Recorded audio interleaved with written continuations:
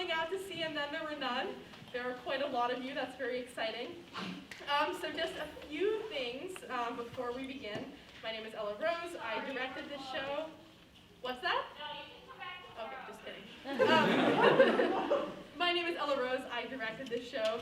A few items of business before we get started. The actors will have their masks off when they are on stage. You guys, please need to keep your masks on. We don't want to spread anything here. It is pretty important that you guys not use any of these exits up here in the show. If it's an emergency, you can go out that door that says emergency exit only, alarm will sound. And there's also restrooms there in the back. We will have a 10-minute intermission about halfway through the show, and during that time you are free to go outside if you need to. Content warnings for the show. The show does contain brief onstage violence and discussion of murder and suicide. So if that seems like not the show for you, that is okay. We will not take offense. Also, please return your programs when you leave because we didn't print enough. There will be a basket when you exit. And one further thing, so some of you may have read the book, some of you may be familiar with the play. If you're familiar with both, you know that there are two endings, the ending from the book and the ending from the play. Now the play is published with a dramatized version of the original ending in addition to the play ending, giving directors the choice. So tonight you will see the dramatized version of the book ending. If you come back to tomorrow's matinee, you will have a chance to see the play ending as well, if you're interested in that. So without further ado, please enjoy And Then There Were None.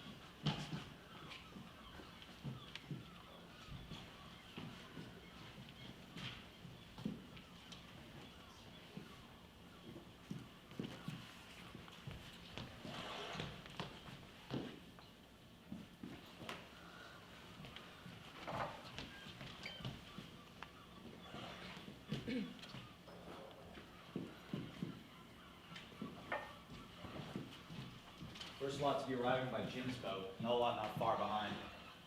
Good evening, Brent. Evening, Mrs. Rogers. Is that the boat? Yeah. Oh, dear, already. Did you remember everything? I think so. Butter, lemons, slipsoles, tomatoes, eggs, cream. That's it, isn't it? Yeah, that's right. So much to do, I don't know where to start. No maids for the morning, all these guests arriving today. Oh, calm down, Ethel. Everything's ship-shape now. It looks nice, don't it, Fred? Looks neat enough for me. Kind of bare. But rich folks like places bare, it seems. Rich folks is queer. And he was a queer sort of gentleman that's built this place. Spent a wicked load of money on it, he did. Then he gets tired of it and puts the whole thing up for sale. Beats me why the Owens wanted to buy it, living on an island. Oh, come off it, Ethel, and bring all that stuff out into the kitchen. They'll be here any minute now. Making that steep climb makes you for a drink, I suppose. Like some others I know. That'll be young Jim. I'll be getting along now. There's 2 gentlemen arriving by car, I understand. Oh, I shall need 5 loaves in the morning and 8 pints of milk, remember? Right. Don't forget the oil for the engine, Fred. I have to charge up tomorrow, or I'll have the lights running down. 'Twas held up on the railway. I'll bring it across first thing tomorrow. And give a hand with the luggage, will you? Right.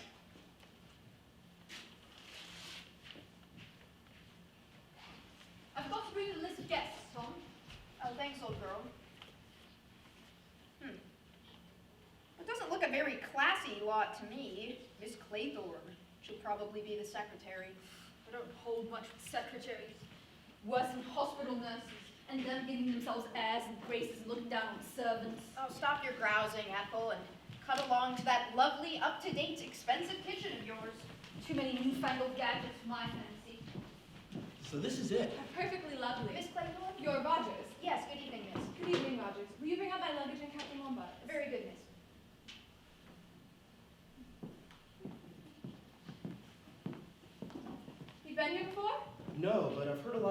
place. From Mr. and Mrs. Owen. No, old Johnny Brewer, a pal of mine, built this house. It's a sad and poignant story.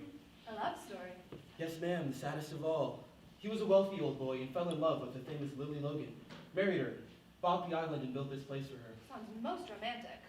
Poor Johnny, he thought by cutting her off from the rest of the world without even a telephone as a means of communication, he could hold her. But alas, the fair Lily tired of her ivory tower and escaped. Yep, Johnny went back to Wall Street, made a few more millions, and the place was sold. And here we are. Well, I have to find Mrs. Owen. The others will be up in a minute. It would be very rude to leave me here all by myself. Would it? Oh, well, I wonder where she is. She'll come along when she's ready. While we're waiting, do you think I could have a drink? I'm very dry. Of course you could. Certainly warm after that steep climb. What's yours? No thanks, not for me. Not on duty. Good secretary is never off duty. Really, this is exciting. What? All of this, the smell of the sea, the gulls, that beach, and this lovely house. I am going to enjoy myself. I think you are. I think we both are. Here's to you. You're very lovely. Where is Mrs. Owen? Mr. and Mrs. Owen won't be coming down from London until tomorrow, miss. I thought you knew. Tomorrow, but I've got I... a list here of all the guests expected, miss, if you'd like to have it. The second boatload's just arriving. Thank you. How awful. I say you will be sweet and help me, won't you? I won't move from your side. Thank you. Seems rather silly to have brought only us on the first boat and all the rest in the second. That, I'm afraid, was design, not accident. Design? What do you mean? I suggested to the boatman that there was no need to wait for any more passengers. That, and 5 shillings, soon started up the You engine. shouldn't have done that. Oh, they're not a very exciting lot, are they? I thought that young man was rather nice looking. Callow. Definitely callow and very, very young. I suppose that you think a man in his 30s is more attractive. I don't think, my darling, I know. Wizard place you got here? I'm Mrs. Owen's secretary. Mrs. Owen has been detained in London, I'm afraid, and won't be down until tomorrow. Too bad. Can I introduce Captain Lombard, Mr. Marston. Anthony Marston. Have a drink? Sure. What will you have? Gin, whiskey, sherry? Whiskey, I think. Wonderful place you have here. I'm Mrs. Owen's secretary. Mrs. Owen has been detained in London, I'm afraid, and won't be down until tomorrow. Say when. Wizard! How are you? My name's Lombard. Have a drink, Mr. Davis. Davis is the name. Mr. Davis, Mr. Marston. How are you, Mr. Marston? Pleased to meet you. Don't mind if I do, Mr. Lombard. Bit of a stiff climb up here, but phew! What a view and what a height! Reminds me of South Africa, this place. Does it? What part? Oh, Durban, you know. Really? Well, here's the temperance. Do you, know South Africa? Me? No. That's where I come from. That's my natal state. Interesting country, I should think. Finest country in the world, sir. Gold, silver, diamonds, oranges, everything a man could want. Talk about a land flowing with beer and skittles. How do you do? General Mackenzie, isn't it? I'm Mrs. Owen's secretary. Mrs. Owen has been detained in London, I'm afraid, and won't be down until tomorrow. May I introduce Captain Lombard, Mr. Marston, and Mr. Davis. Davis is the name. Whiskey and soda, sir? Yes, were you in the service? Formerly in the King's African Rifles.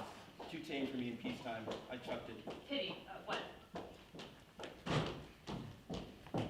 Where is Miss Owen? Miss Brent, isn't it? I'm Mrs. Owen's secretary. Mrs. Owen has been detained in London, I'm afraid, and Won't be down until tomorrow. Indeed. Extraordinary. Did she miss the train? I expect so. Won't you have something? May I introduce Captain Lombard, Mr. Marston, General Mackenzie, I think you all met on the boat, and Mr. Davis. Davis is the name. May I take your case? Do let me give you a drink. A dry martini, glass of sherry, whiskey and soda. I never touch alcohol. You never touched alcohol. I suppose you know, young man, that you left us just standing there on the wharf. I'm afraid, Miss Brent, I was to blame for that. I wanted to... It seems to me most extraordinary that Miss Owen would not be here to receive her guests. Perhaps she's the kind of person who just can't help missing trains. That's what I reckon she is. Not at all. Miss Owen isn't the least bit like that. Perhaps it was her husband's fault. She hasn't got a husband. I should like to go to my room now, please. Of course, I'll take you there. You'll find Mrs. Rogers upstairs, miss. She will show you to your room. I'm afraid our host and hostess haven't arrived, ma'am. My name's Lombard. Mine's Wargrave. How do you do? How do you do? Have a drink, ma'am? Yes, please. Whiskey. How are you? Davis. Davis is the name. I say, wonderful place you got here. Quite unique. As you say. Quite. Badger Berkeley showing up? Who did you say? Badger Berkeley? You're a man of this whole thing. When's he coming? I don't think he is coming. Nobody of the name of Berkeley. That dirty double-crosser! He's let me down. Ah, but I suppose it's a pretty wizard island and rather a wizard girl, that secretary, huh? She should liven things up a little. I say, old man, what about you and me get dressed for dinner if there's time? Let's go and explore. Oh, wizard! Things are really at 16/7s with the Owens not turning up. Tricky, what? Wizard place for a holiday. What? Aren't you going to sit down? Well, to tell you the truth, you seem to be in my seat. Oh, I'm sorry. I didn't realize you were one of the family. To tell you the truth, I've never been here before, but I live down at the Benton Club. I have for the past 10 years now, and my chair is just about there. Can't get used to sitting anywhere else. It becomes a bit of a habit. Oh, it certainly does.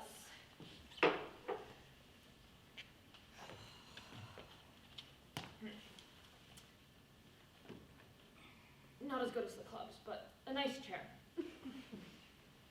I was quite surprised when I got this invitation. Haven't had anything of the sort for well over 4 years now. Very nice of them, I thought. Can I have your keys, ma'am? Is Lady Constance Comington expected here? Can you tell me? Lady Constance Comington. No, I don't think so, ma'am. Not unless she's coming down with Mr. and Mrs. Owen. Oh.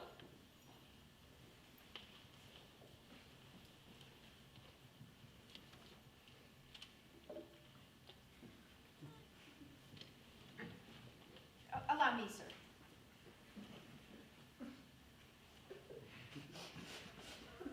Can I have your keys, sir? I'll unpack for myself, Dinner is at 8 o'clock. Shall I show you to your room? please.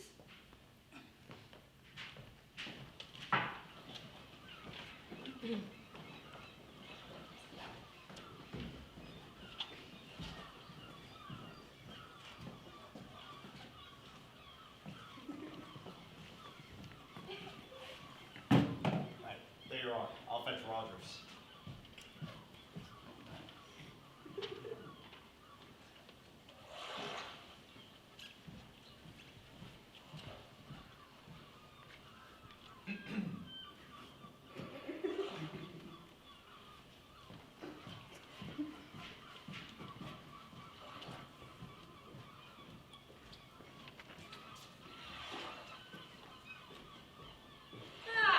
How are you? Davis. Davis is the name. Mine's Armstrong.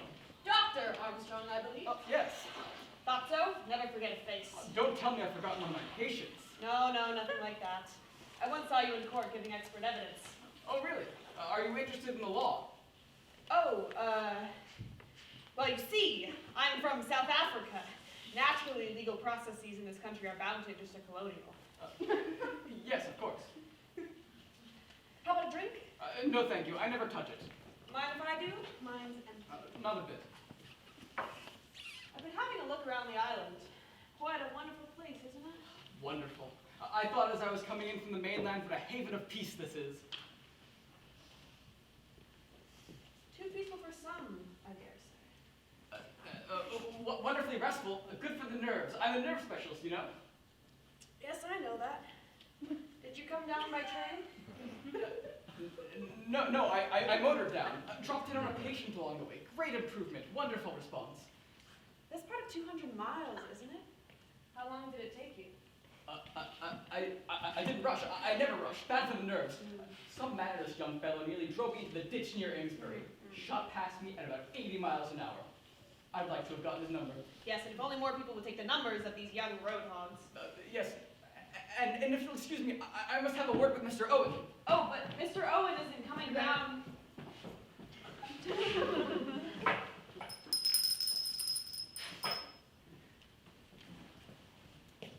You rang, sir. Yes, take my hat, will you? What time's supper? Dinner is at 8 o'clock, sir. In a quarter of an hour. I think tonight dressing will be optional. Got a good place here.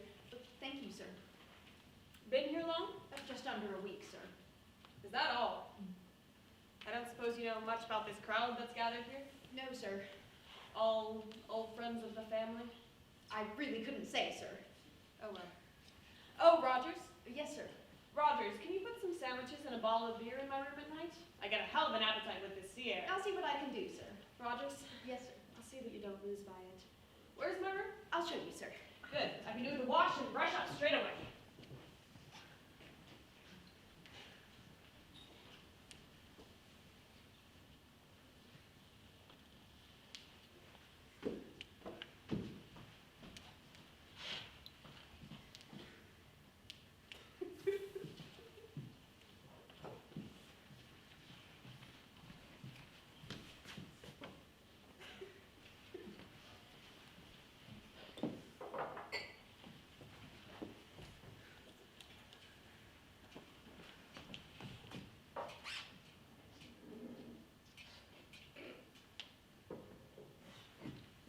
Oh, there you are, Rogers. You ought to help me clear these dirty glasses. You're always leaving the dirty work to me. Here I am with a 4-course dinner in my hands and no one to help me. You ought to come in and help me with the dishing up. Who was it that you were talking to? Davis, South African gentleman. No class, if you ask me. No money either. Don't like him. Don't like any of them much. More like that bunch we had at the boarding house. Davis gives out he's a millionaire or something. You should see his underwear, cheap as they make them. As I said, it's not treating us right. No maid till the morning, and all these visitors coming in today. What do they think we are? Now then. Anyway, the money's good. So it ought to be. Catch me going to service again on this money is good. Well, it is good. So what are you going on about? Well, I'll tell you this, Rogers. I am not staying anywhere I'm put upon. Cooking is my business. I'm a good cook. First-rate, old girl. But the kitchen's my place, and housework's none of my business. All these guests, I've half a mind to put my hat and coat on, walk out now, and go straight back to Plunkett. Well, you can't do that, old girl. Who said I can't? Why not, shall I cook? Because we're on an island, old girl. Had you forgotten that? Yes.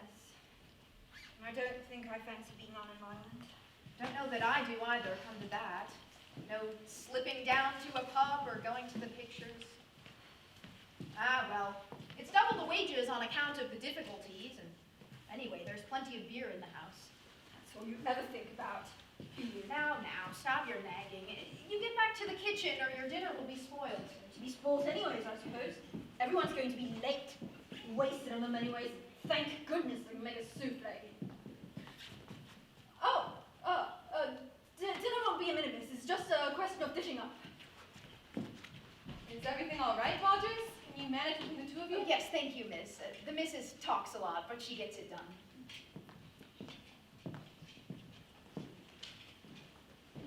What a lovely evening.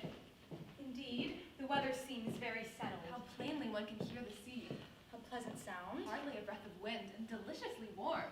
Not like England at all. I should think you might be a little uncomfortable in that dress. Oh, no. It's rather tight, isn't it? Oh, I don't think so.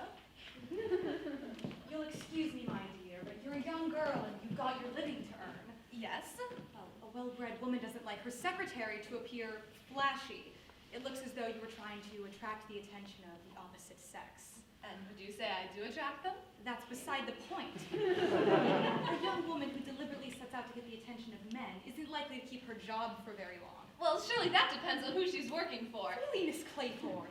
Aren't you being a little unkind? Young people nowadays behave in the most disgusting fashion. Disgusting.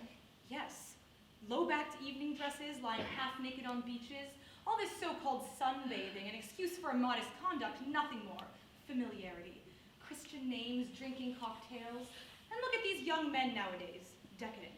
Look at that young Marston. What good is he for? And Captain Lombard. What do you object to in Captain Lombard? I should say he was a man who's led a very varied and interesting life. The man's an adventurer. All this younger generation is no good. No good at all. You don't like youth. I see. What do you mean? I was just remarking that you don't like young people. And is there any reason why I should, pray? Oh, no. But it seems to me that you must miss an awful lot. You're awfully impertinent. Sorry, but that's just what I think. Well, the world will never improve until we stamp out immodesty. Quite pathological. What did you say? Nothing. What What about the old girl? I think that she looks rather like a tortoise. All devils look like tortoises. They have that venomous way of darting their heads in and out. And Madam Justice Wargrave is no exception. I hadn't realized she was a judge. Oh yes, she's probably responsible for sending more innocent people to their death than anyone in England. Hello, you. Do you two know each other? Mr. Armstrong, Miss Claythorne? Armstrong and I just decided that the old... Yes, I heard you. So did she, I think. Justice Wargrave. Miss Brent, isn't it? There's something I wanted to ask you. Will you come with me out here? A remarkably fine night. And she's an absolutely wizard car, right? Supercharged, sports, Varletti Carlota. You don't see many of them on the road. I can get over 100 out of her. Did you come up from London? Oh yeah, 210 miles in a little over 4 hours. Too many cars to keep it up on the road though. But I did touch 90 going over Salisbury Plain, so not too shabby if I do say so myself. I think you passed me on the road. Oh yeah? You nearly drove me to the ditch. Did I? Sorry.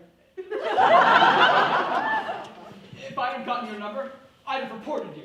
Oh, well, you were the one footling along in the middle of the road, so. Footling? Me? Footling? Oh, well, then how about a drink? Good idea. Anything for you, Miss Claythorne? No, thank you. Good evening, Mrs. Owen. Why Mrs. Owen? You'd make the most attractive wife for any wealthy businessman. Do you always flirt so outrageously? Always. Well, now we know. Tell me, what's old Miss Brent talking to the judge about? She tried to buttonhole her upstairs. I don't know. Funny, she seemed so definite that there wasn't a Mr. Owen. You don't think that Mrs. Owen... I mean that there isn't... that they aren't... What, married, you mean? You know, it's a damn shame we don't know each other. I could have given you a ride now. Yes, that would have been grand. But I'd like to show you what I can do over Salisbury Plain, so tell you what. How about you and I drive back together? But it seems damn silly, okay? I've got an empty car. Yes, but she likes the way she's going back. And oh look, aren't these cute? Those 10 little glass soldiers. And there's the old nursery rhyme. What are you talking about? What figures? What nursery rhyme? 10 little soldier boys going out to dine. One choked his little self, and then there were 9. 9 little soldier boys sat up very late. One overslept himself, and then there were 8.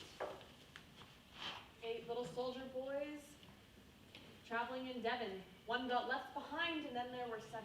Ladies and gentlemen, silence, please. You are charged with these indictments, that you did respectively and at divers times commit the following. Edward Armstrong, that you did cause the death of Louisa Mary Cleese. William Henry Blore, that you brought about the death of James Stephen Landor. Emily Caroline Brent, that you were responsible for the drowning of Beatrice Taylor. Vera Elizabeth Claythorne, that you killed Peter Ogilvy Hamilton. Philip Lombard, that you were guilty of the deaths of 21 of your men. John Mackenzie, that you sent your wife's lover, Arthur Richmond, to his death. Anthony James Marston, that you were guilty of the murder of John and Lucy Combs. Thomas Rogers and Ethel Rogers, that you brought about the death of Jennifer Brady. Laura Jean Wargrave, that you were guilty of the murder of Edward Seaton. Prisoners at the bar, have you anything to say in your defense? I didn't do it. What is this? Oh, God, what's happening? She's dead? No. That's less exciting.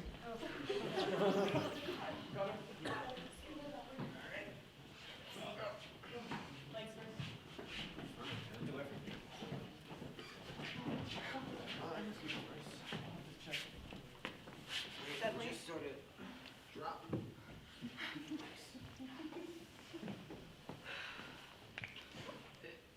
It's nothing much. She just fainted.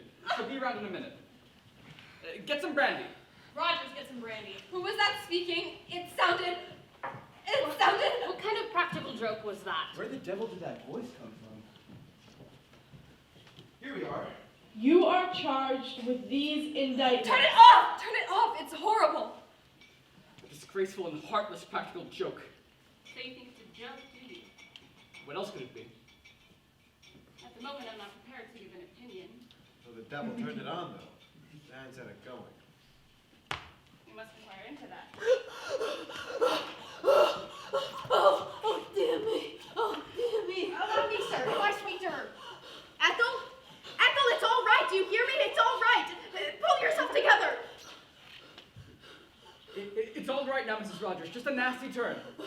Did I faint, sir? Yes. It was the voice. The horrible voice. Like a judgment. Where's the brandy?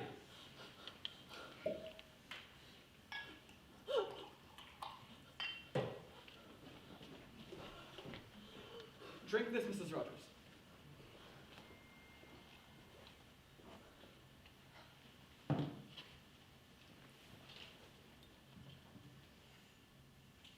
All right now. It's just, it gave me a turn. Of course it did. Gave me a turn, too. Wicked lies it was. I'd like to know. Who was it put that record on the gramophone? Was it you, Rogers? I was only following orders, ma'am, that's all. Whose orders? Mr. Owens. Let me get this quite clear. Mr. Owen's orders were what, exactly? I was to put the record on the gramophone in the study in there. I'd find the records in the drawer there. I was to start with that one, ma'am. I thought it was just to give you all some music. A very remarkable story. It's true, ma'am. Before heaven, it's the truth. I didn't know what it was. Not for a moment. It had a name on it. I thought it was just a piece of music. Is there a title? A title? Yes, ma'am. It's entitled Swan Song. This is preposterous. This fellow, Owen, whoever he is. That's just it. Who is he? That is exactly what we must go into very carefully.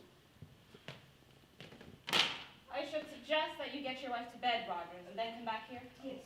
I'll give you a hand. Will she be all right, Doctor? Yes, quite all right. Well, I don't know about all of you, but I could go for another drink. I agree. I'll get one. Absolutely preposterous. Whiskey for you, Madam Laura? I should like a glass of water, please. Yes, I'll get it. I'll have a little whiskey, too.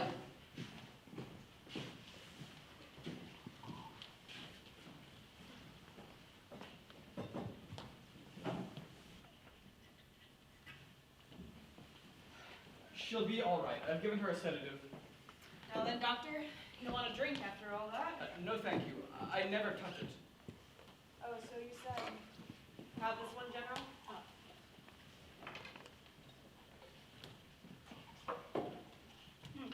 Now then, Rogers, we must get to the bottom of this.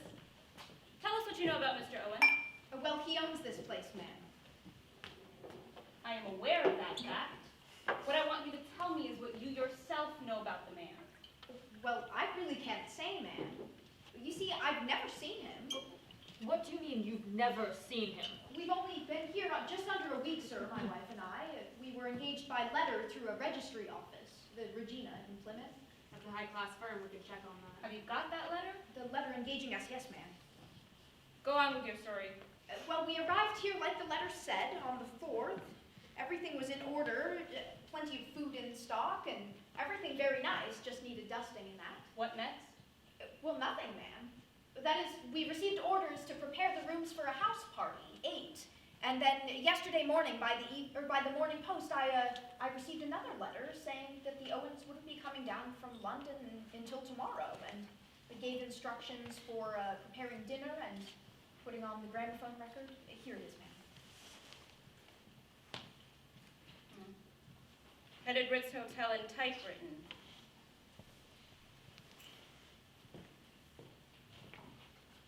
Coronation machine number 5. Quite new, no defects. In signed paper, most common make. We shan't get much out of this. We could try it for fingerprints, but it's been handled too much. Quite the little detective. Got some fancy Christian names, this fella, huh? Ulick Norman Owen. What a mouthful. I'm obliged to you, Mr. Marston. You have drawn my attention to a curious and suggestive point. come for all of us to pool our information. It may be well for us to come forward with all the information we have regarding our unknown host. We are all his guests. I think it will be profitable if each one of us were to explain exactly how that came about. There's something quite peculiar about this. I received a letter with a signature that was difficult to read. It purported to be from a woman I had met at a certain summer resort 2 or 3 years ago. I took the name to be Ogden. I'm quite certain I've never met or become familiar with anyone of the name Owen. Have you got that letter, Miss Brent? Yes, I'll fetch it for you. Miss Claythorne? I never actually met Mrs. Owen. I wanted a holiday post, so I applied to a secretarial agency. Miss Grenfell's in London. I was offered the post and accepted. And you were never interviewed by your prospective employer? No, this is the letter.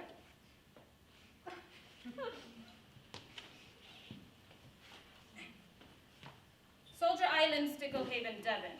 I have received your name from Miss Grenfell's agency. I understand she knows you personally. I shall be glad to pay you the salary you ask and shall expect you to take up your duties on August 8th. The train is the 12:10 from Paddington and you'll be met at Oakbridge Station. I enclose £5 for expenses. Yours truly, Una Nancy Owen. Mr. Marston? Okay, a funny story, actually. No, I never met the Owens. No, you see, I got a wire from an old pal of mine, Badger Berkeley. Confused me, though, because I thought that the old horse had gone up to Norway. But, apparently not. And no, I haven't got the letter. Thank you. Dr. Armstrong? Well, in the circumstances, I might admit that my visit here was professional in nature. Mr. Owen wrote me that he was concerned with his wife's health, her nerves in particular. He wanted a full report without her being alarmed. He therefore suggested that my visit be regarded as that of an ordinary guest. You had no previous acquaintance with the family? No. But you had no hesitation in obeying the summons? Well, a colleague of mine was mentioned and a very handsome fee was suggested. I was due for a holiday anyway.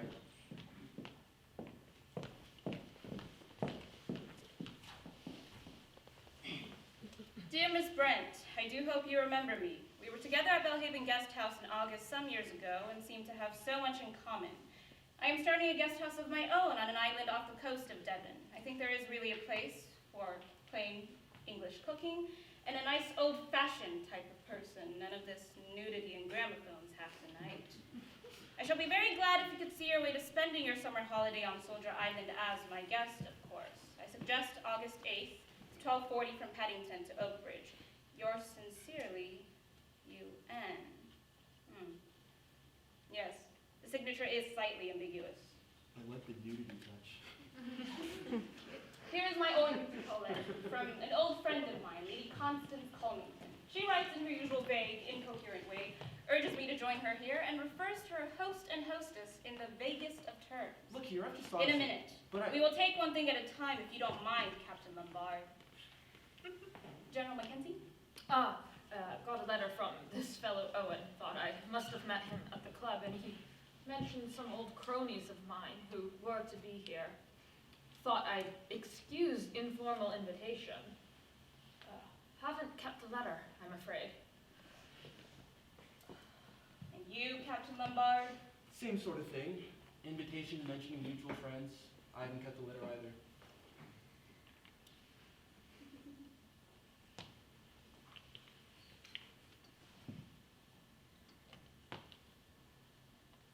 Just now we had a somewhat disturbing experience.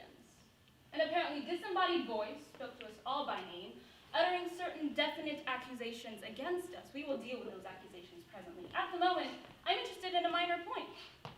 Amongst the names received was that of William Henry Blore. But as far as we know, there is no one named Blore amongst us.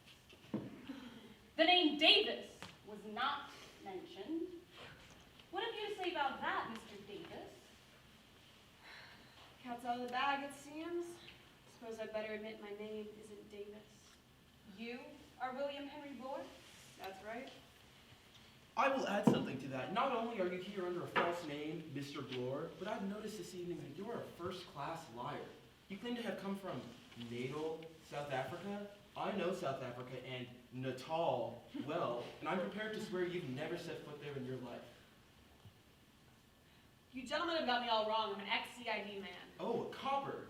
I've got my credentials and I can prove it. I run a detective agency down in Plymouth. I was put on this job. By whom? Why, Mr. Owen. Sent a very nice money order for expenses and said I was to join the house party posing as a guest. He also gave me a list of all your names and said I was to keep an eye on you all. Any reason given? Said Mrs. Owen had some valuable jewels. Mrs. Owen, my foot. I don't believe there's any such person.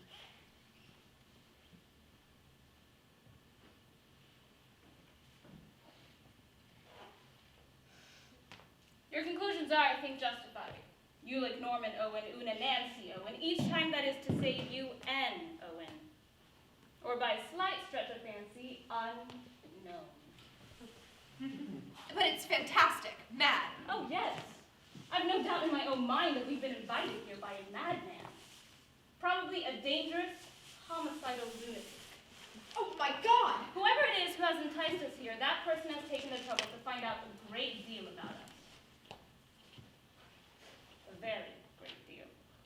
And out of his knowledge concerning us, he has made certain definite accusations. It's all very well. Stand line, slander. I wish to say this. Our old friend accuses me of the murder of one Edward Seaton.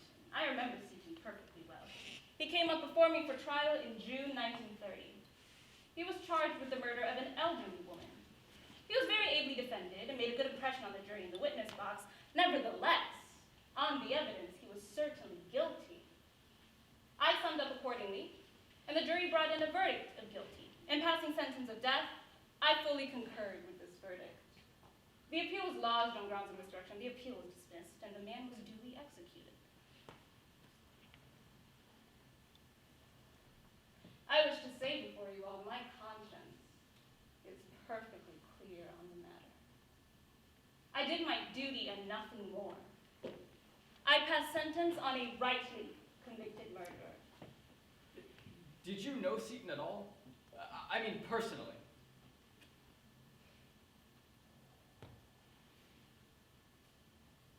I knew nothing of Seaton previous to the trial.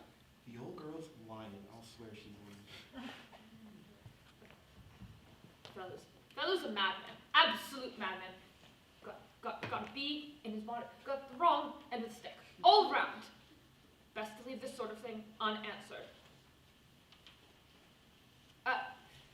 However, I feel I ought to say, no truth whatsoever in what he said about young Richmond, Arthur Richmond. He was one of my officers, and I sent him on reconnaissance in 1917.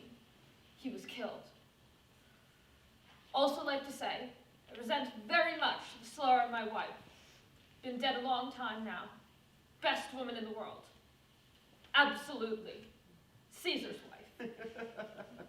Sorry. I've just been thinking. John and Lucy Combs. Must have been some kids I ran over near Cambridge. Beastly bad. For them or for you? Well, I was thinking for me, but no, of course. You're right. It was damned bad luck for them, too. Besides, it wasn't my fault. They came out of some cottage or other. I, on the other hand, got my license suspended for a year. So, beastly nuisance. This speeding is all wrong. Young men like you are a danger to the community. Oh, yeah? It wasn't my fault. It was just an accident. Might I say a word, ma'am? Go ahead, Rogers. There was a mention, ma'am, of me and Mrs. Rogers and of Miss Jennifer Brady. There isn't a word of truth in it. We were with Miss Brady when she died. Always in poor health she was. Always. From the time we came to her. There was a storm, ma'am, the night she died. The telephone was out of order. We couldn't get the doctor to her. So I went for him, ma'am, on foot. But we got there too late. We'd done everything possible for her, ma'am. Everything. Anyone would tell you the same. There was never a word said against us. Never a word. Came into a nice little something out of her death, though, didn't you? Miss Brady left us a legacy in recognition of our faithful service. And why not? I'd like to know. What about yourself, Blore? What about me? Your name was on the list. I know. Landor, you mean? That was the London and Commercial Bank robbery. I remember the name, though it didn't come up before me. Lander was convicted on your evidence. You were the police officer in charge of the case? I was, m'lady. Lander got penal servitude for life and died in Dartmoor a year later. He was a delicate man. He was a crook. It was him who put the night watchman out. Case was clear from the start. You were complimented, I think, on your able handling of the case. I got my promotion. I was only doing my duty. Convenient word, duty. What about you, Doctor? I'm at a loss to understand the matter. That name meant nothing to me. What was it?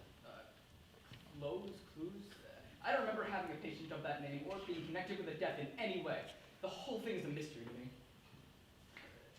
Then again, it was a long time ago. It might have been one of my operation cases in the hospital. They come in too late, so many of those people. And then when the patient dies, it's the surgeon's fault. And then it's better to give up surgery and take up nerve cases. Some, of course, give up drink. I protest. You've no right to insinuate such things. I never touch alcohol. My dear fellow, I never suggested you did. Anyway, Mr. Unknown is the only one who knows all the facts. Is Claythorne? I was nursery governess to Peter Hamilton. We were in Cornwall for the summer. He was forbidden to swim out far. One day my attention was distracted. He started off. As soon as I saw what happened, I rushed after him, but I couldn't get there in time. Was there an inquest? Yes, I was exonerated by the coroner. His mother didn't blame me either. Thank you. Miss Brent? I have nothing to say.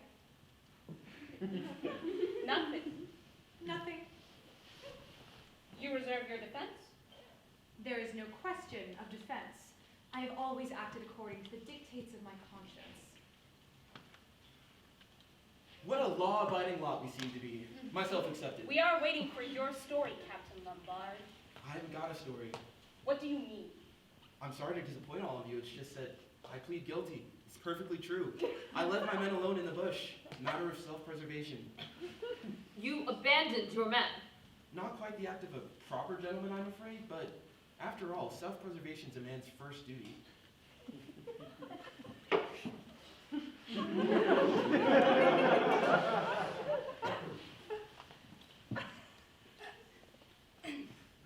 Our inquiry rests there.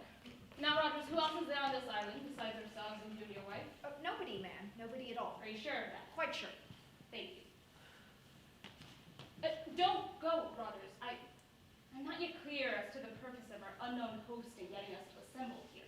But in my opinion, he's not sane in the accepted sense of the word. He may be dangerous. In my opinion, it will be best for us to leave this place as soon as possible. I suggest we leave here tonight. You'll pardon me, ma'am, but, well, there's no boat on the island.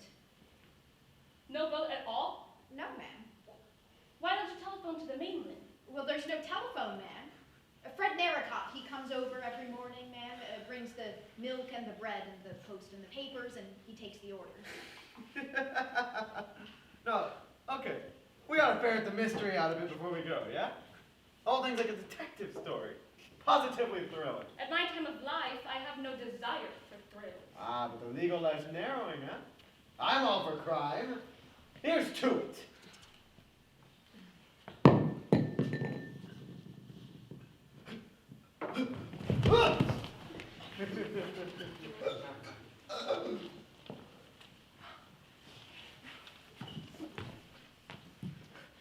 My God, he's dead! What do you mean, the fellow just choked and died? A man doesn't die of a mere choking fit, General Mackenzie. Marston says it's not what we would call a natural death. Was there something in the whiskey? Yes, and by the smell of it, cyanide. Probably potassium cyanide. It works pretty well instantaneously. Then he must have put the stuff in the glass himself. Suicided? That's a rum go. You'd never think he'd commit suicide. He was so alive. He was enjoying himself. Oh. Look, here's one of the little soldiers off the mantelpiece. Broken.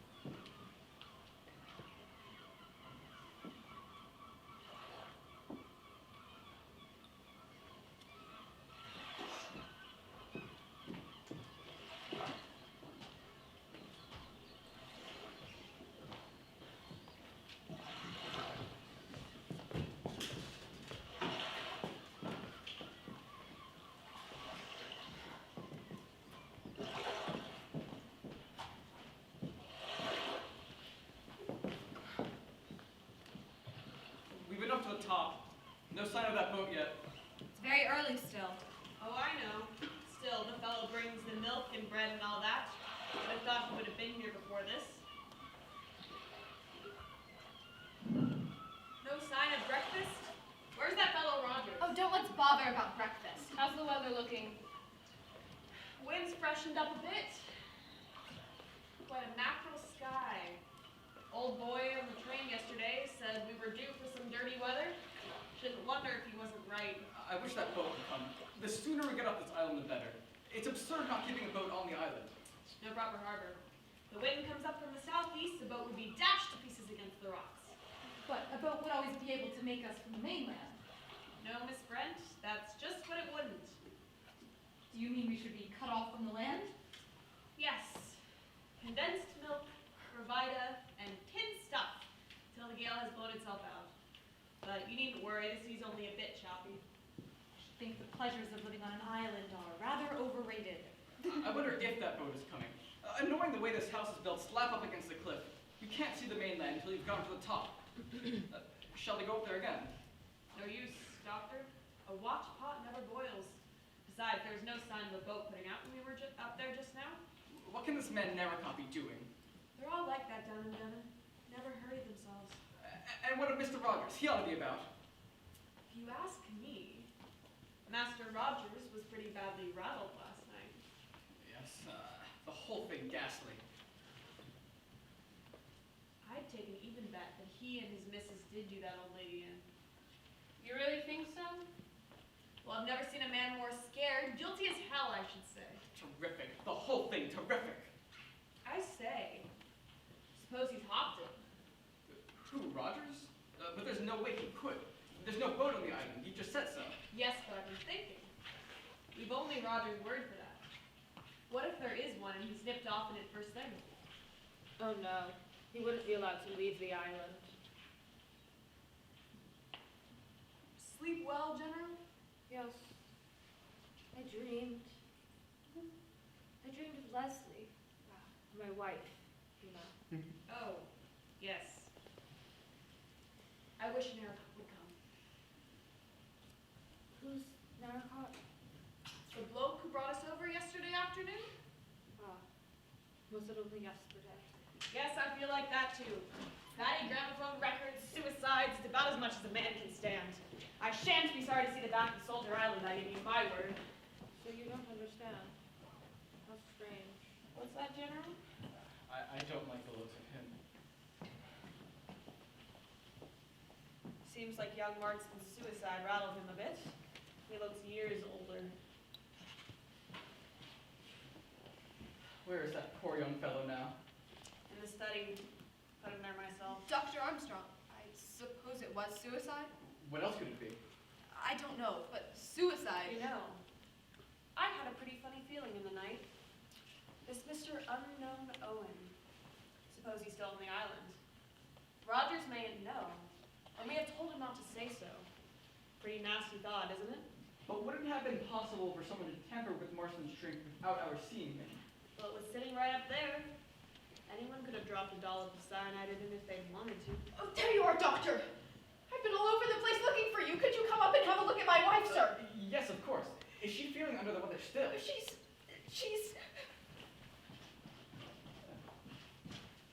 You won't leave this island without me. I wish the boat would come. I hate this place. Yes. I think the sooner we can get in touch with the police, the better. The police? The police have to be notified in the case of suicide. You know, Miss Claythorne. Oh, yes, of course. What's this? No sign of breakfast. Are you hungry, General? Feeling like breakfast? Leslie, my dear. Oh, no, I'm not. I'm Vera Claythorne. Forgive me, I took you for my wife. I'm waiting for her, you see. But I thought your wife was dead long ago. Yes, I thought so too, but I was wrong. She's here, on this island.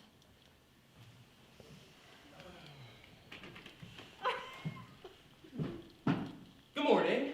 Good morning, Captain Lombard. Good morning. Seem to have overslept myself. Boat here yet? No. Bit late, I could have had a sleep before breakfast. Too bad all this. Too bad you overslept yourself. Got good nerves to sleep like that. Nothing makes me lose my sleep. Didn't dream of the men you left behind, did you? No. Did you dream of convicts on Dartmoor? Look here, Captain Lombard, that's not very funny. Well, you started it, you know. I'm hungry. What about breakfast? The whole domestic staff seems to have gone on strike. Oh, well, we can always forage for ourselves. Hello, that's strange. What is? You remember we found one of these little fellows smashed last night? Yes, that ought to leave 9. That ought to leave 9. I'm certain there were 10 of them here when we arrived. Well, There are only 8. so there are. I think it's queer, don't you? Probably only 9 to begin with. We assumed there were 10 because of the run. Hello, Armstrong. What's the matter? Mrs. Rogers is dead.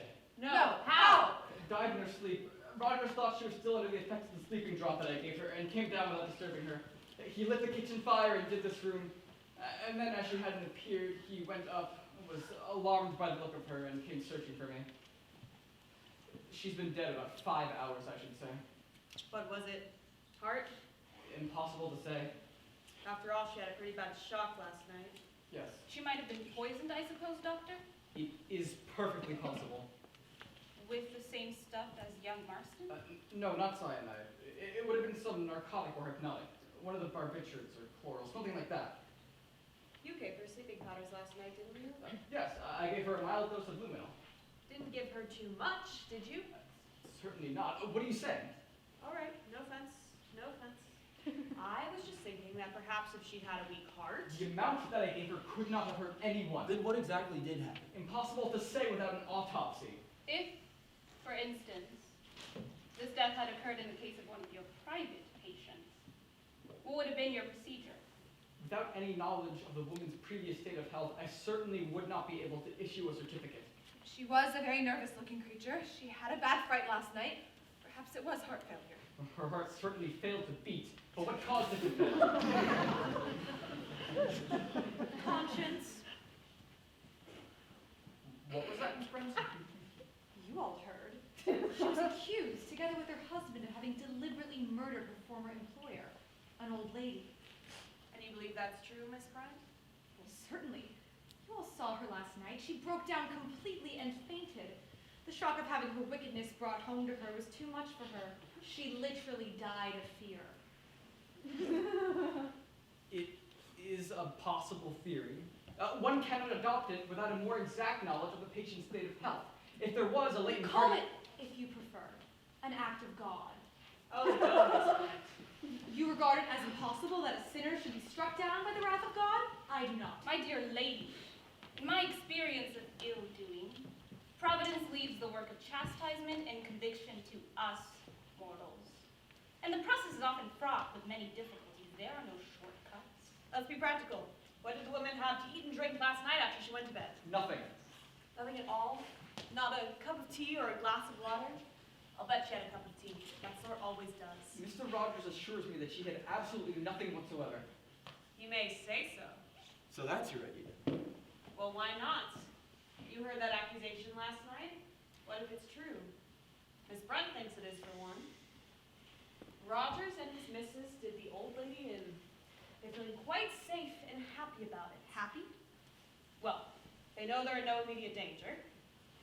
Then last night, some lunatic goes and spills the beans. What happens? It's the woman cracks, goes to pieces. Did you see him standing over her while she was coming to? Not all husbandly solicitude? Not in your sweet life. He was like a cat on hot bricks. And that's the position. They've done a murder and gotten away with it. And now that it's all going to be raked up again, it's the woman that will give the show away. She hadn't got the nerve to brazen it out. She's a living danger to her husband, that's what she is. And him? He's all right. He'll go online till the cows come home, but he can't be sure of her. So what does he do? He drops a nice little something into a nice cup of tea, and when she's had it, he washes up the cup and saucer and tells the doctor she ain't had nothing. No, that's impossible. A man wouldn't do that. Not to his wife. You'd be surprised, Miss Claythorne, what some husbands would do. Excuse me, miss. I'm just getting on with breakfast. I'm not much of a hand as a cook, I'm afraid. It's It's lunch that's worrying me. Would cold tongue and gelatine be satisfactory? I think I could manage some fried potatoes, and there's the tinned fruit and cheese and biscuits. That will be fine, Rogers. Lunch? Lunch, we shan't be here for lunch. And when the hell's the boat coming? Mr. Blore. What? You pardon me, sir, but the boat won't be coming. What? Fred Narracott's always here before 8. Is there anything else you require, miss? No, thank you, Rogers. And it's not Rogers. His wife is dead upstairs, and he's calmly making breakfast and going on about lunch. Now he says the boat won't be coming. How the hell does he know? Mr. Blore. What? Don't you see? He's dazed. He's just carrying on automatically as a good servant would. It's pathetic, really. He's pulling a fast one, if you ask me. The really significant thing is the failure of the boat to arrive. It means that we are being deliberately cut off from help. Very little time. What's that, General? Very little time. Must have wasted talking about things that don't matter.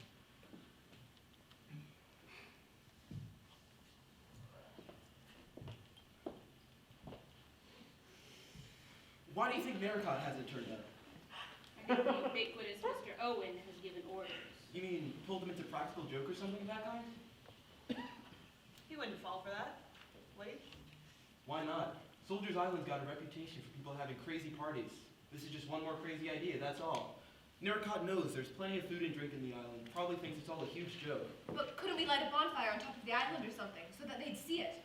That's probably been provided against. All signals are to be ignored. We're cut off, all right? But can't we do something?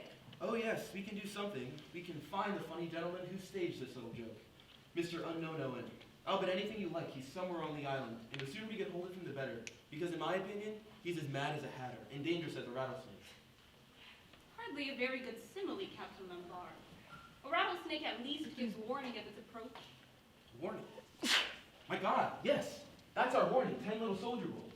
There were 10 of us after Narracott went, weren't there? 10 little soldier boys went out to dine. One choked his little self. Marston choked himself, didn't he? 9 little soldier boys sat up very late. One overslept himself. That last part fits Mrs. Rogers rather well, doesn't it? You don't think. Do you mean he wants to kill us all? Yes, I think he does. And each one fits with the rhyme. No, it's coincidence. It must be coincidence. Only 8 little soldier boys here. I suppose that's coincidence too. What do you think, Blore? I don't like it. But there's no one on the island. I'm not so sure of that. This is terrible. None of us shall leave this island. Can't somebody shut up, Grandpa? Don't you agree, Madam Laura? Up to a point, yes. Then the sooner we get to work, the better. Come on, Armstrong. Come on, Blore. We'll make short work of it. I'm ready. Nobody has a revolver by any chance? Suppose that's too much to hope for. I've got one. Always carry that around with you? Usually. I've been in some pretty tight places, you know.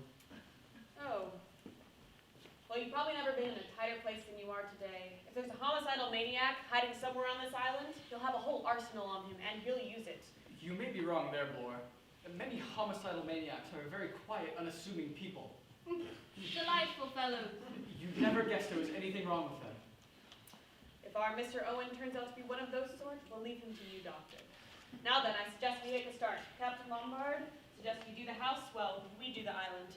Right. House ought to be easy. No sliding panels or secret doors. Mind that he doesn't get you before you get him.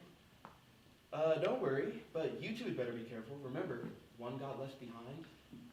Come on, Armstrong.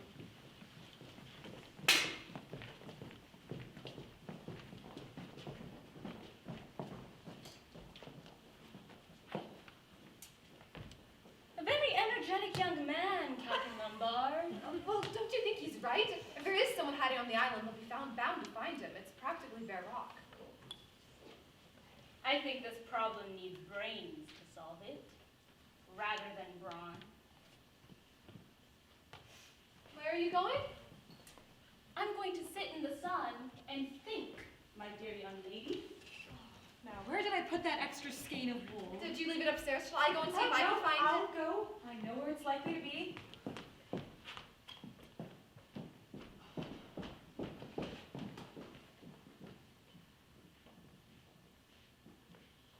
I'm glad Captain Lombard has got a revolver.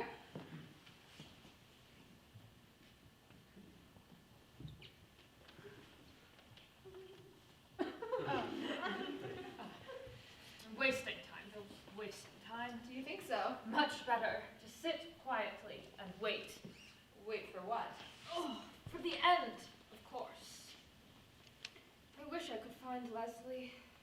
Your wife? Yes. She was so pretty, so gay. Was she? I wish you could have known her. I loved her very much. I was a lot older, of course. She was only 27. Arthur Richmond was 26. He was my ADC. Leslie liked him. She teased him and made fun of him. They talked of plays and music together. I was pleased. I thought she took a motherly interest in the boy. Damn fool, wasn't I? No fool like an old fool. Just like in a book, the way I found out. When I was out in France, she sent us both letters, and she put them in the wrong envelope. So I knew. Oh, no. It's all right, my dear. It's a long time ago.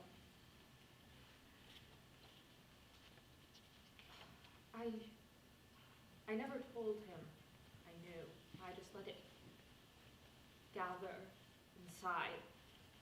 Slow, murderous rage. Damned young fool. I'd liked the boy. I'd trusted him. I wonder what the others are doing. I sent him to his death. Oh. And it was quite easy. Mistakes were being made all the time. All anyone could say was, I'd made a blunder, lost my nerve, sacrificed one of my best men. Leslie never knew. We went on after, but nothing was quite real anymore. She died of pneumonia. She had a heart-shaped face and gray eyes and blonde hair like yours. Oh, don't. Yes, I suppose in a way, it was murder. Curious murder. And I've always been such a law-abiding man. Didn't feel like it at the time. Serves him damn well right, that's what I thought. But after, well, you know. What do you mean? We're all going to die here. You know. I don't know. You're quite young. You haven't got to that yet. The relief. The blessed relief when you know you've done with it all and you haven't got to carry the burden any longer. General, Don't talk to me like that. I want to stay here and wait. Wait for Leslie to come to me.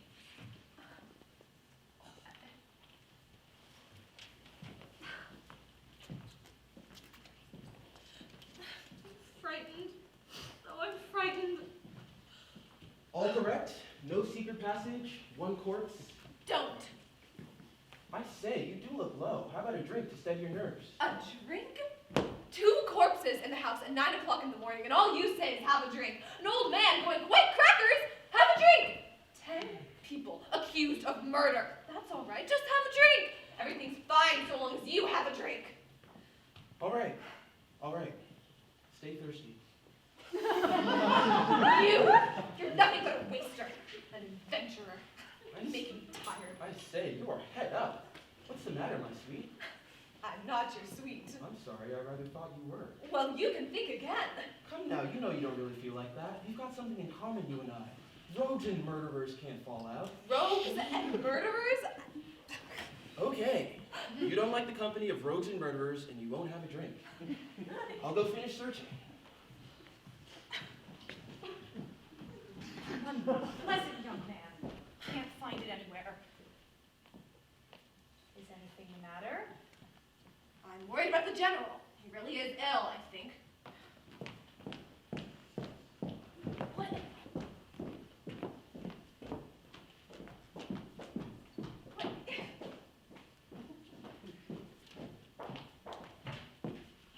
Looking out for the boat, General.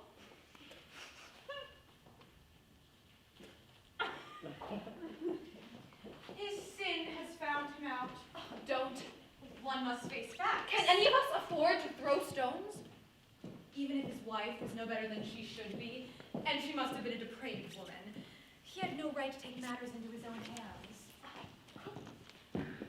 What about Beatrice Taylor? Who? That was the name, wasn't it? You're referring to that absurd accusation about myself. Yes. Well, now that we are alone, I have no objection in telling you the facts of the case. In fact, I should like you to hear them. It was not a fit subject to discuss in front of gentlemen, so naturally I refused to say anything last night.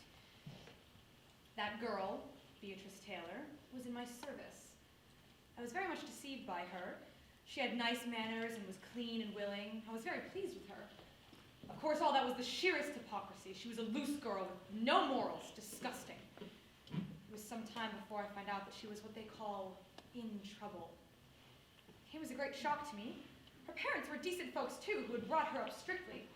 I'm glad to say they didn't condone her behavior. What happened? Well, naturally, I refused to keep her an hour under my roof. No one shall ever say I condoned immorality. Did she drown herself? Yes. How old was she? 17. Only 17.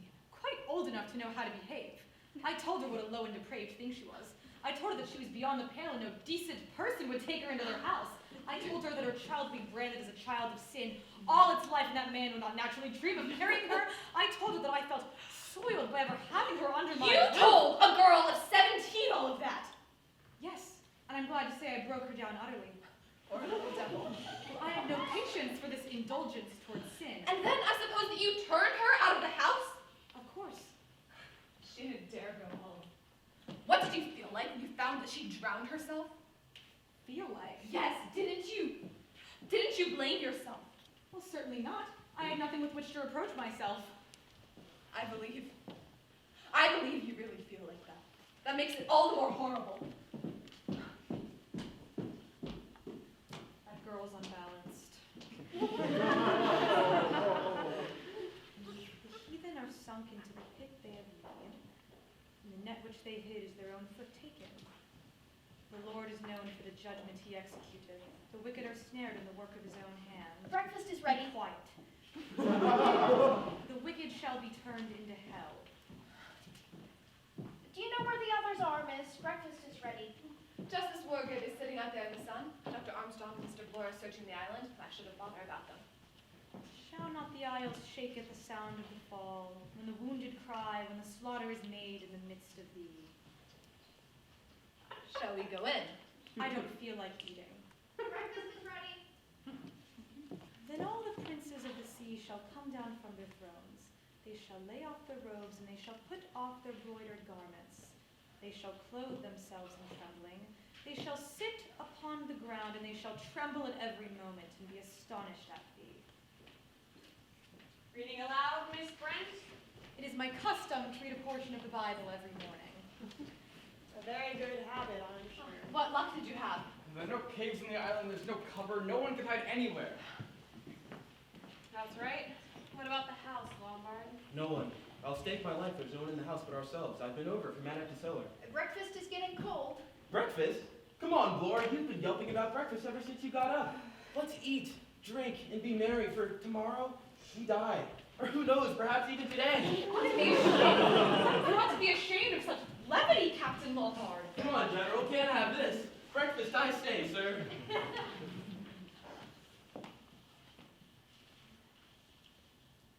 Good God!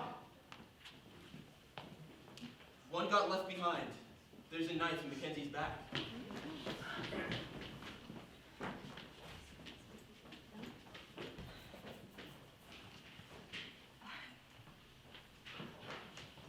He's dead, he's dead! But he can't be. Who could have done it? There's only us on the island. Exactly, my dear sir. Don't you realize that this clever and cunning criminal is always comfortably one stage ahead of us? That he knows exactly what we're going to do next and makes his plans accordingly. There is only one place, you know, where a successful murderer can hide and have a reasonable chance of getting away with it. One place where? Here in this room. Mr. Owen is one of us.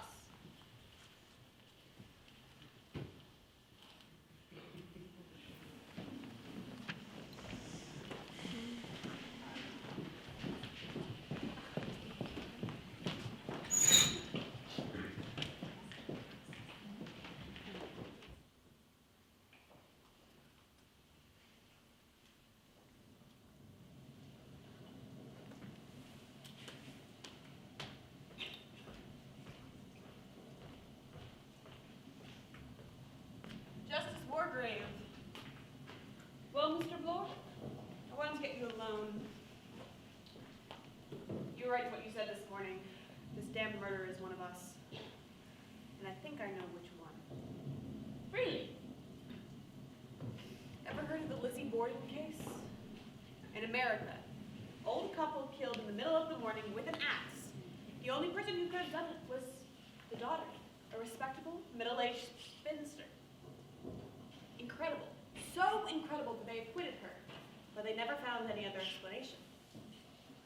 Then your answer to the problem is Miss Emily Brent? I tell you, that woman is mad, religious mad. She's the one, and we must watch her. Really? I had formed the impression that your suspicions were in a different quarter. Yes, but I changed my mind, and I'll tell you why. She's not scared. She's the only one who isn't. Why? Because she knows she's in no danger. Hush. We've made some coffee. It's cold in here. Yes, you'd hardly believe what a beautiful day it was this morning. Are Captain Lombard and Rogers still out? No. Well, yes, but no boat will put out in this. That's Miss Brent. Allow me. You're right to insist on our going to lunch and drinking some brandy with it. I feel better. The court always adjourns for lunch. All the same, it's a nightmare. It seems as though it can't be true. What are we going to do about it? We must hold an informal court of inquiry. We may at least be able to eliminate some innocent people. Do you have any suspicions, have you, Miss Claythorne? Oh, if Miss Claythorne suspects one of us three, that is rather an awkward question. I'm sure it isn't any of you. If you ask me who I suspected, I'd say Dr. Armstrong. Armstrong? Yes, because don't you see? He's had far and away the best chance to kill Mrs. Rogers. Terribly easy for him as a doctor to give her an overdose of the sleeping stuff. Yes, but remember, someone else gave her the brandy. Her husband had a good opportunity of administering the drug. It's not Rogers. He hadn't the brains for all this stunt, nor the money. Besides, you can see he's scared stiff. My God, it sounded like a storm. It's only you. Who did you think it was? Beatrice Taylor. It's not a hope of rescue until this dies down. Is that coffee? Good. I'm taking coffee now, you see. Ah, such restraint in the face of danger is nothing short of heroic. I do not, of course, profess to be a weather prophet, but I should say it is very unlikely for a boat to reach us, even if it knew of our plight in under 24 hours. Even if the wind drops, the sea has still to go down. You're awfully wet. Can anyone swim? Is there any chance we can swim to the mainland? It's over a mile, and in this sea you'd be dashed against the rocks and drowned. Drowned in a pond. I beg your pardon, Miss Brent? After dinner nap? It's terribly cold in here. I could light the fire if you'd like, miss. That would be a good idea. Very sound scheme, Rogers. Excuse me, but does anyone know what's become of the top bathroom curtain? Really, Rogers, are you going bats too? Bathroom curtain? Yes, sir. Scarlet oil silk. It's missing. Anyone seen a scarlet oil silk curtain? No good, I'm afraid, Rogers. It's nothing, only I just thought as it was odd. Everything on this island is odd. I'll go get some sticks and a few knobs of coal and get a nice fire going. I wonder if he'd like some hot coffee. He is very wet. Rogers. What's become of Armstrong? He went to his room to rest. Somebody's probably batted him one by now. I expect he had the good sense to bolt his door. It won't be so easy now that we're all on our guard.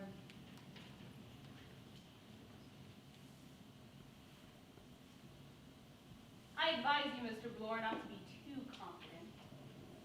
I should like shortly to propose certain measures of safety which I think we should all adopt. Against who? Against each other. We are all in great danger.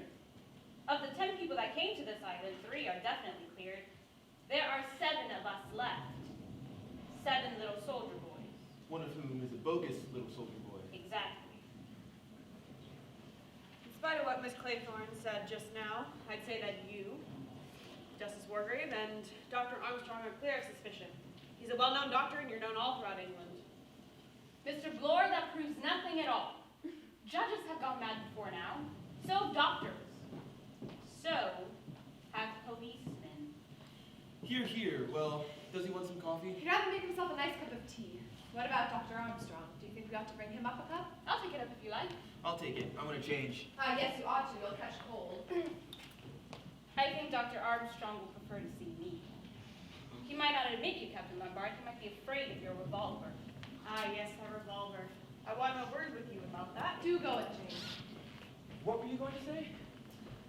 I would like to know why you brought a revolver on what's supposed to be a nice little social visit. You do you? I've led a rather adventurous life. I've been in a bit of a jam once or twice. I've gotten to the habit of carrying a revolver about with me. It's a pleasant feeling having a gun handy. Don't you agree? We don't carry them. Now then, I want the truth about this gun. What a damned suspicious fellow you are, Blore. I know a fishy story when I hear one. If this is about that revolver, I'd like to hear what he has to say. Oh, well, I got a letter asking you to come here as a guest of Mr. and Mrs. Owen. It would be worth my while. The writer said that he'd heard I'd got a reputation for being a good man in a tight place. There might be some danger, but I'd be all right if I kept my eyes open. I'd never have fallen for that. Well, I did. I was bored. God, how I was bored back in this tan country. It was an intriguing proposition, you must admit. Too big for my liking? That was the whole charm. It aroused my curiosity. Curiosity killed the cat. Yes, quite. Oh, do go and change, please. I'm going, my sweet. I'm going. The maternal instinct, I think it's called. Don't be ridiculous.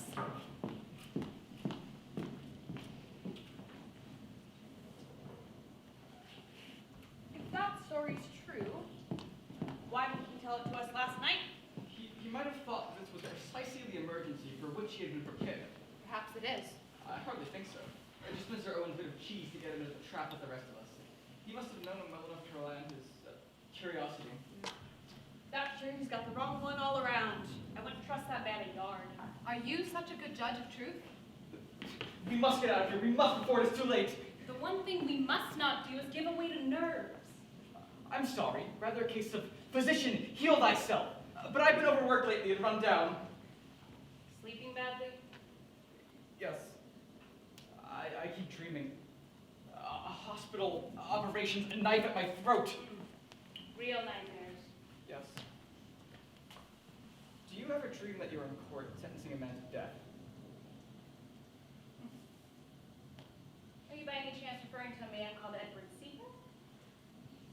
I can assure you that I should not lose any sleep over the death of Edward Seaton. A particularly brutal and cold-blooded murderer. The jury liked him. They were inclined to let him off. I could see it. However, I cooked Seaton's goose. Burr, it's cold in here. Wish Rogers would hurry up. Yes, where is Roger? He's a long time. He said he'd got to get some sticks. Sticks, my God, sticks. God! Is there one missing? Are there only 6? There were only 5. 5! Roger! And Roger! Oh, no, not Philip! Where the hell is Blore off to, like a madman? Oh, Philip, Rogers? No, why should I? 2 more soldiers have gone. I thought it was you.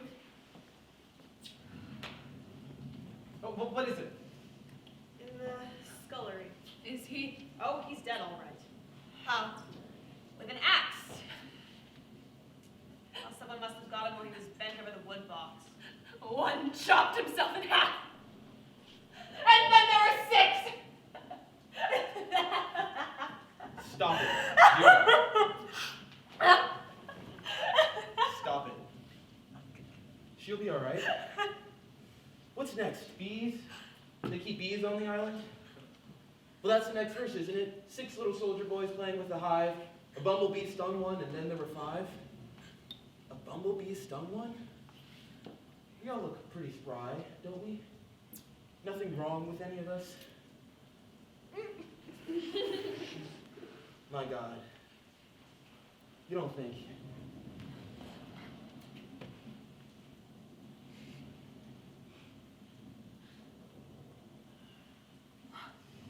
A hypodermic syringe. Modern bee sting. While she was sitting there. One of us. One of us. Which of us?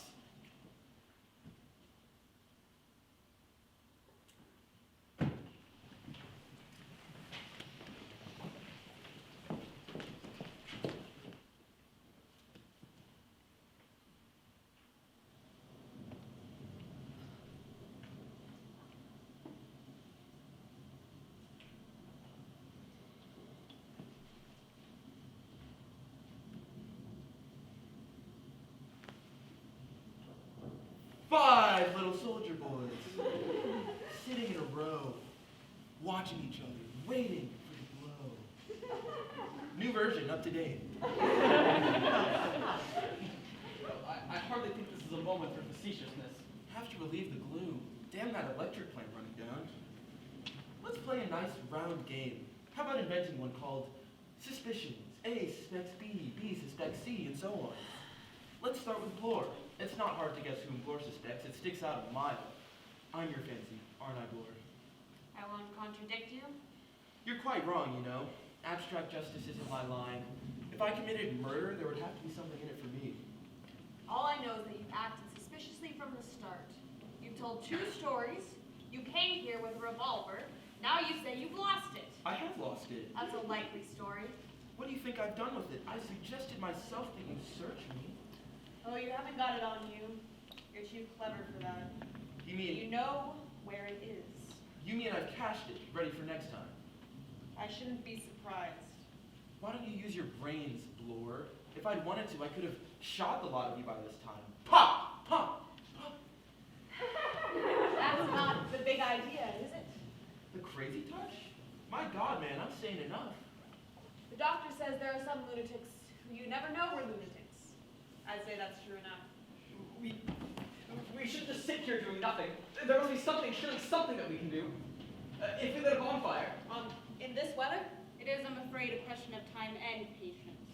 The weather will clear, then we can do something. Light a bonfire, heliograph signal. A question of time? We can't afford time, we shall all be I dead. think the precautions we have now adopted will be adequate. We shall all be dead, I tell you. All but one. He'll think of something. He's thinking right now. Poor Louise. What was her name? Cleese?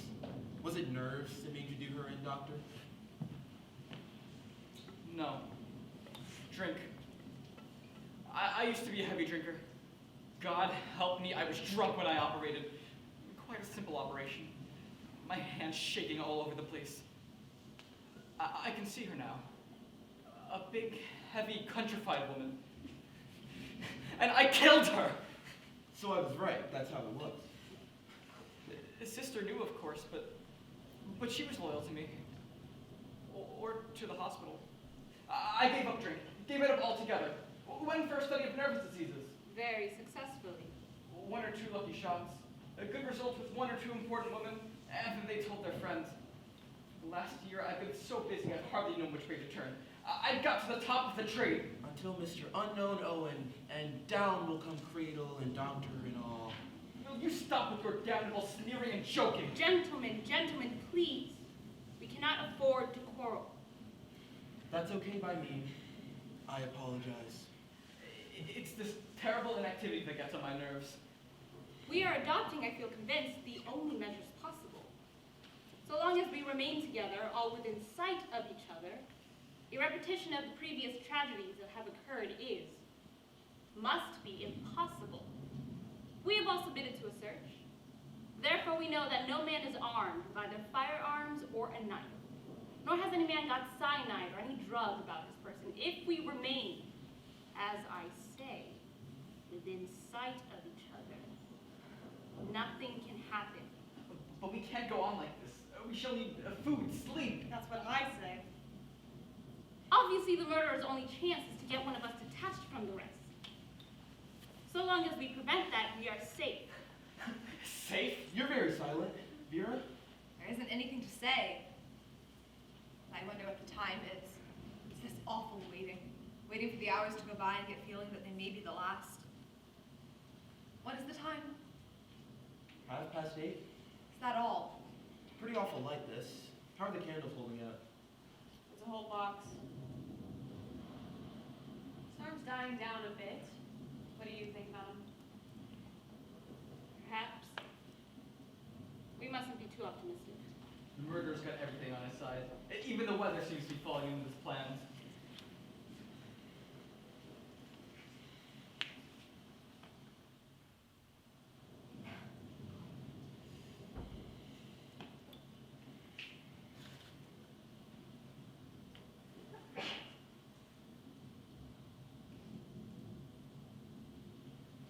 About something to eat? Well, if you'd like, I could go out and open tongue and make some coffee, but you four stay here. That's right, isn't it? Not quite. You see, Miss Claythorne, it may be inadvisable to eat or drink something you have prepared out of our sight. Oh. You don't like me, do you? It isn't a question of likes or dislikes. There are very few tricks that will get past you, Madame Laura. You know, if you won't mind my saying so, you're my fancy. This is hardly the moment, Captain Lombard, for any of us to indulge in the luxury of taking offense. I don't think it's Blore. I may be wrong, but I can't feel you've got enough imagination for this job. All I can say is, if you are the criminal, I take my hat off to you for a damn fine actor. I don't believe it's the doctor either. I can't feel you've got the nerve. You've got plenty of nerve, Vera. On the other hand, you strike me as eminently sane. Therefore, you'd only do murder if you had a thoroughly good motive. Thank you. Oh, I thought of something. Splendid. Animal, vegetable, or mineral? That man says that he's a police officer, but we've no proof of that. He only said so after the gramophone record when his name had been given. Before that, he was pretending to be some South African millionaire. Perhaps this police officer is another impersonation. What do we know about this man? Absolutely nothing. Well, he's a police officer, all right. Look at his feet. That's enough from you, Lombard. Well, now we know where we are.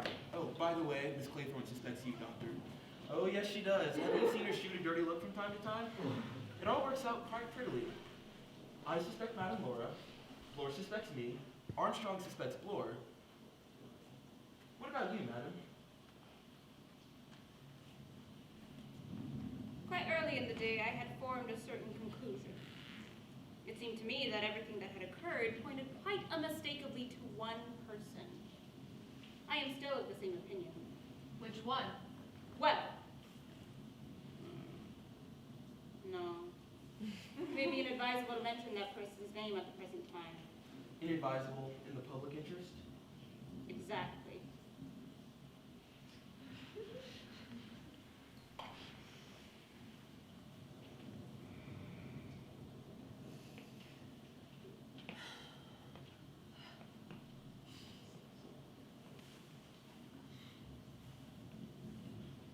What about something to eat? No, let's stay here. We're safe here. I can't say I'm hungry. I'm not ravenous myself, but you can go out and have a guzzle by yourself, Blore. Tell you what, Suppose I go and bring in a tin of biscuits. Good idea. Oh, Blore, Huh? an unopened tin, Blore. It's only the wind making the curtains rattle. I wonder what happened to that bathroom curtain, that one that Rogers missed.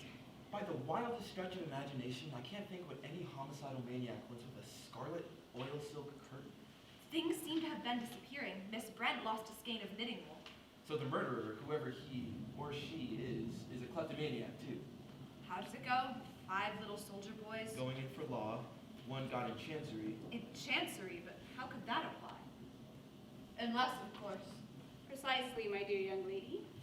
That's why I'm sitting right here. Ah, no, but I'm casting you for the role of murderer, not victim. The term can apply to a boxer. Maybe we'll start a free fight. That seems to let you out, my dear. That awful rhyme. It keeps going round and round in my head. I think I'll remember it till I die. Mr. Blore's a long time. I expect the big bad wolf has got him. I've asked you once before to try and restrain your rather peculiar sense of humor, Captain Lombard. Sorry, madam. Must be a form of nervousness.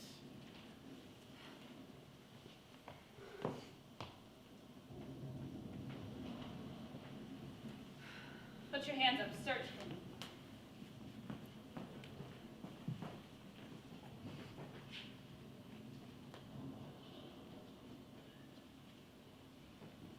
No, thank you. Come now, you've had no dinner. Well, I couldn't eat anything. I warn you, Blore will wolf a lot. I don't see why you need to be so funny about it. There's no use starving ourselves. How are we off for cigarettes? I haven't got any. I've run out too. Fortunately, I'm a pipe smoker. I've got a whole box upstairs in my suitcase. I'll get them. Could do with a cigarette myself. See that you all stay where you are. Not bad, these biscuits. What are they, cheese? Cheese and celery. That girl ought to have had some. Her nerves are in a bad state. I don't think that I'd agree with you there, Doctor. Miss Claythorne strikes me as a very cool and resourceful young lady. Quite remarkably so. So that's your idea? That she's the guilty party? Hardly likely. A woman.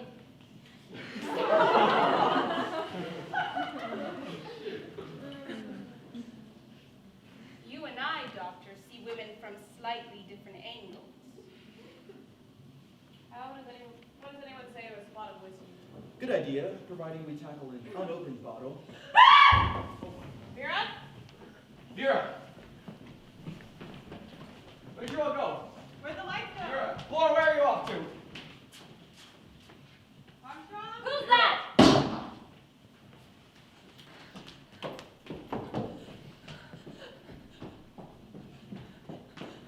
Philip, where are you? I've lost you.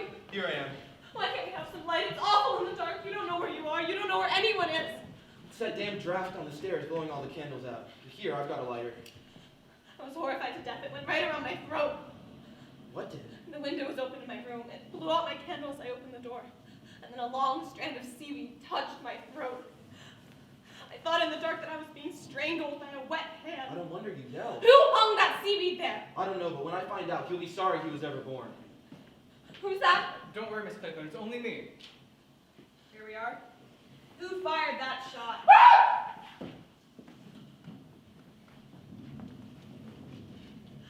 She's dead. Shot through the head. One got in Chancery. And then there were four. Miss Claythorne. Vera. You got me out of the way.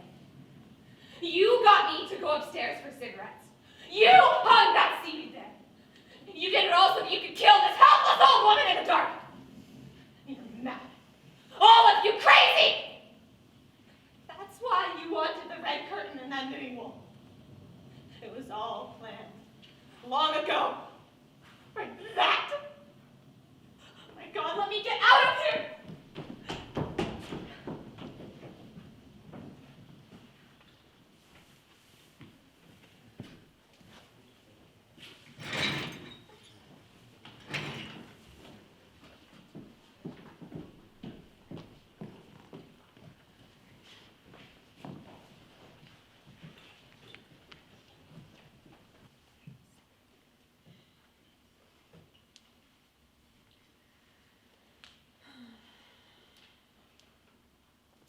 Three little soldier boys, sitting in a row, thinking as they guzzle, who's the next to go? Hello. It's all right, Miss Claythorne. I don't mind joking on a full stomach. I must say I was hungry, but all the same, I don't think I shall ever fancy tinned tongue ever again. I was wanting a meal. I feel a new man. We've been nearly 24 hours without food. That does lower the morale. Somehow in the daylight, everything seems different.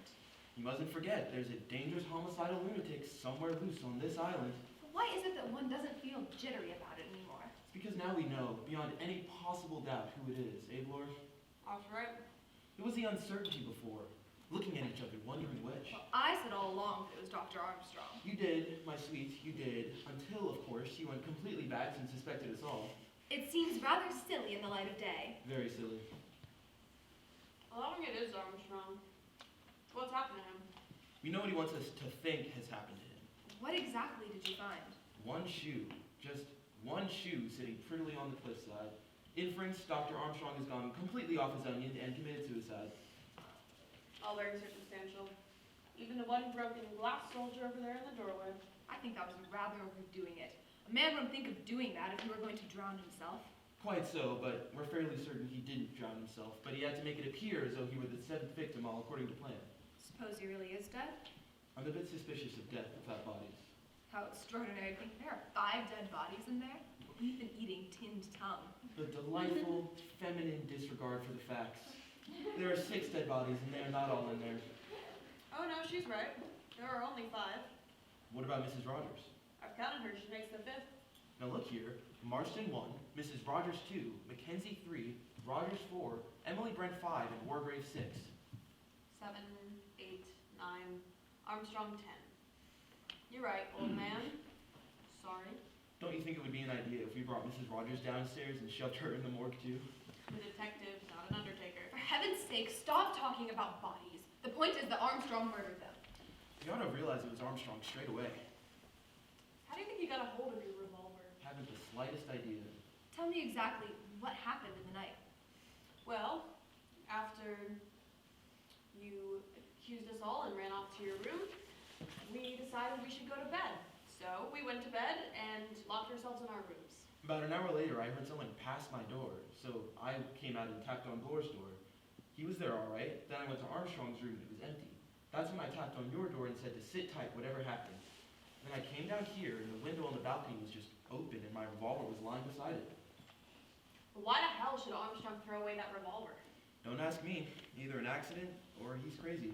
Where do you think he is? Lurking somewhere, waiting to have a crack at one of us. We ought to search the house. What, then walk into an ambush?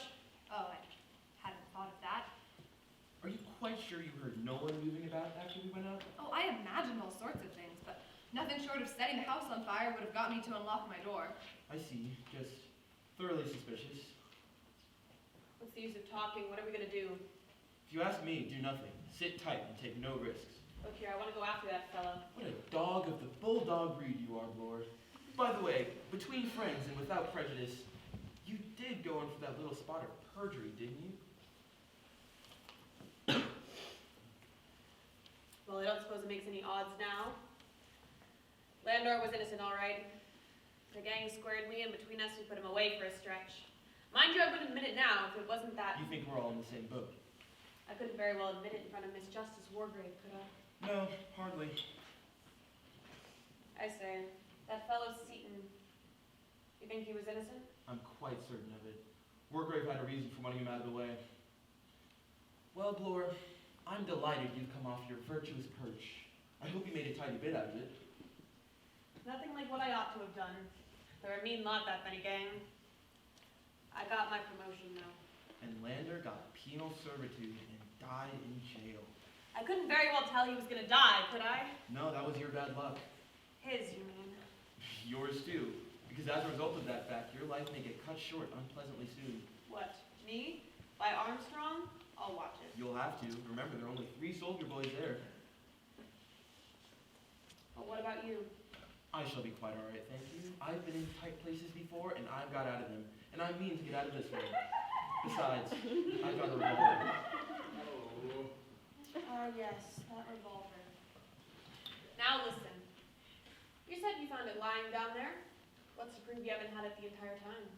Oh, same old gramophone record. No room in your head for more than one idea at a time, is there? No, but it's a good idea. And you're sticking to it. And I would have thought of a better story than that if I were you. I only wanted something simple that a policeman could understand. What's wrong with the police? Nothing.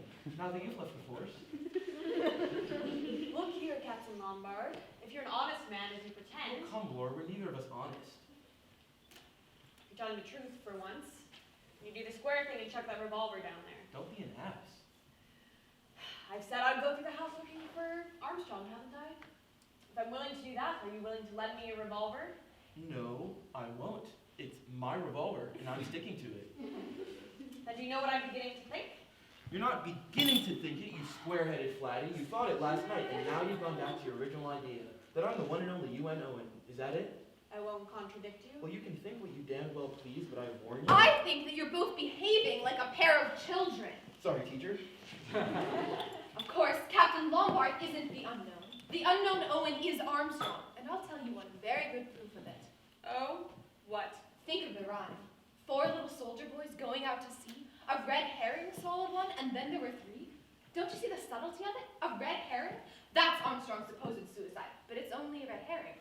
So really, he isn't dead.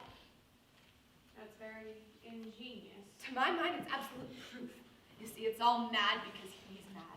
He takes a queer, childish, crazy pleasure in sticking to the rhyme and making everything happen in that way. Dressing up the judge, killing Rogers when he was chopping sticks, using a hypodermic needle on Miss Brent when he might just as well have drugged her. He's got to make it all fit in. And that might very well give us a clue. Where do we go from here? 3 little soldier boys walking in the zoo? A big bear hugged one, and then there were 2. You'll have a time of that. There's no zoo on the island. Well then, Captain Lombard, what about a bottle of beer? Do stop thinking about your stomach, Blore. This craving for food and drink will be your undoing. There's plenty of beer in the kitchen. Yes, and if anyone wanted to get rid of you, the first place they'd think of putting a lethal dose would be in a nice bottle of beer. What's that? A boat? A boat?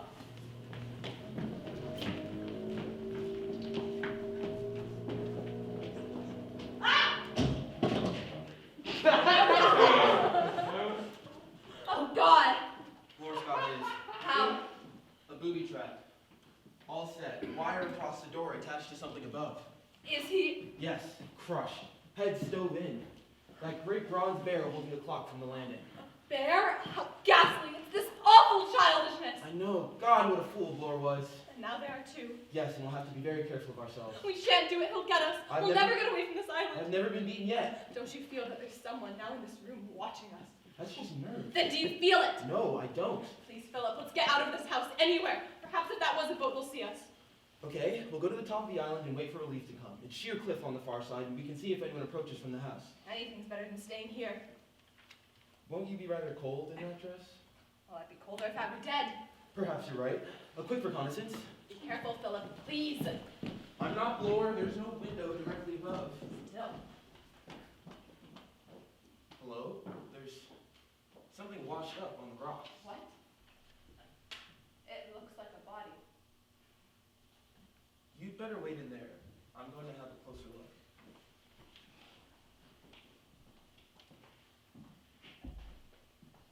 It's Armstrong. Armstrong's body.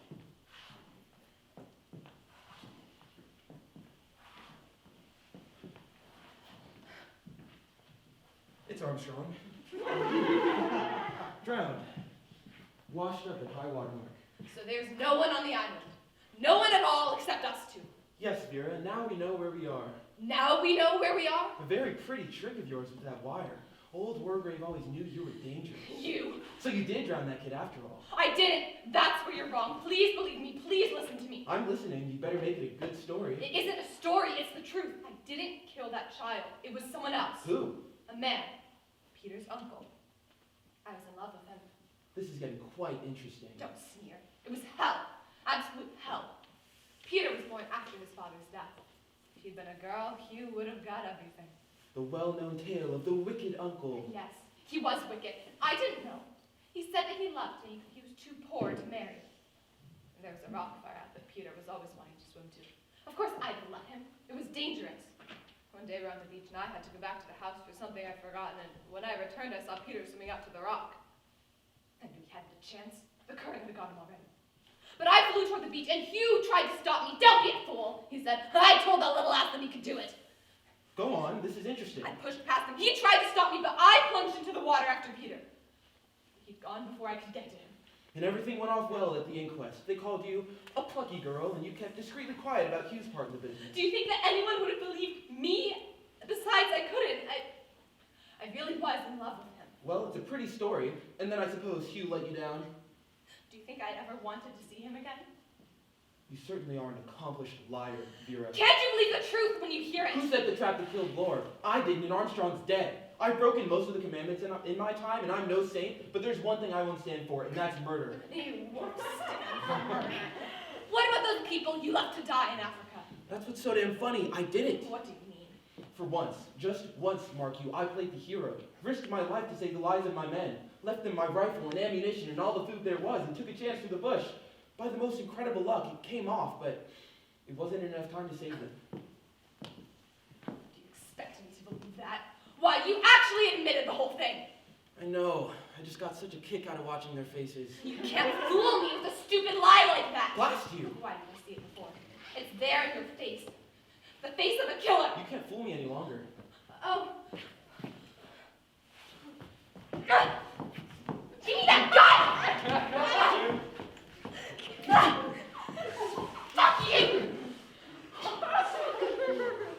charming little devil. You come one step near, I'll shoot. You, young, lovely, and quite mad.